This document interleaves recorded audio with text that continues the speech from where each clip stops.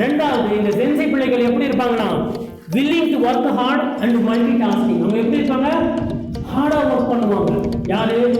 Gen Z பிள்ளைகள். இப்ப இருக்கிற வாலிப பிள்ளைகள் எப்படி இருக்கிறாங்க? ரொம்ப ஹார்ட் ஒர்க் பண்ணுவாங்க, மல்டி டாஸ்கிங் பண்ணுவாங்க. இப்ப இந்த ஆல்பா இருக்காங்க இல்லையா, இந்த பசங்கள்லாம் ஆல்பாவை போய் பாருங்க. அவங்க என்ன பண்ணுவாங்கன்னா, ஹெட்செட் ஒன்று மாட்டிக்கிட்டு என்ன பண்ணுவாங்க, பாட்டு கேட்டுக்கிட்டே இருப்பாங்க. அம்மா வந்து கேட்பாங்க, அப்பா வந்து கேட்பேன், என்னடா ஹோம் ஒர்க் பண்ணல, 5 மினிட்ஸ்ல முடிஞ்சிடும் டாட் அப்படின்னு.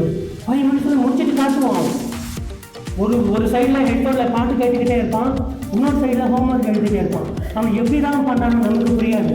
நமக்கு வந்து ஒரு நேரத்தில் ஒன்று பாட்டு கேட்டால் உலகத்தை மறந்துடுவோம், உலகத்தில் வந்தால் இயேசுடைய பாட்டை மறந்துடுவோம். அவங்க அப்படி கிடையாது, அவங்க மல்டி டாஸ்கிங். என் மனைவி கூட மல்டி டாஸ்கிங். ஃபோனில் வந்து அவங்க தங்கச்சிக்கிட்ட பேசிக்கிட்டே இருக்காங்க, இங்கே சமையல் பண்ணுவாங்க. தங்கச்சிக்கிட்டே அம்மா கிட்ட ஃபோனில் பேசி ஊரில் இருக்கிற சொந்தக்காரங்களாம் கழுவி ஊற்றுவாங்க. கிச்சனில் வந்து பாத்திரத்தை கழுவி ஊற்றுவாங்க. ரெண்டும் கழுவுறது ஒரே நேரத்தில் ஆகிடும். எப்போ பார்த்தாலும் பேசிக்கிட்டே இருக்காங்க. எப்படின்னா அவங்க வந்து மல்டி ஜென் ஜீனுடைய பழக்க வழக்கம் ஜென் ஒய் கூட கொஞ்சம் என்னாச்சு தொட்டிக்கிச்சு. So they are multi tasking.